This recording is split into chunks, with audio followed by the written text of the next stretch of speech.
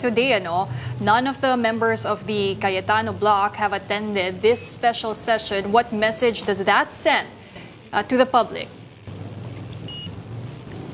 Well, that only means that they do not like what's happening. Gusto nila sila pa rin siguro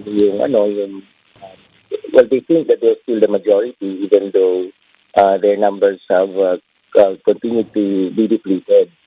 Dahan-dahan lang nauubos yung kanilang mga kasamahan sa kanilang block.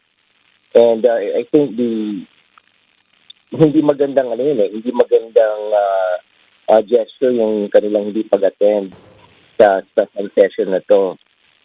Kasi nga that means na that sends a message to the public that they are bitter, that they no longer have been dominating the Senate, that they don't have the leadership of the Senate anymore. So sana maging rin sila, magnanimous, tanggapin na nila kung ano yung nangyayari ngayon. And lahat ng mga binabanggit nilang mga bases so as to challenge the leadership of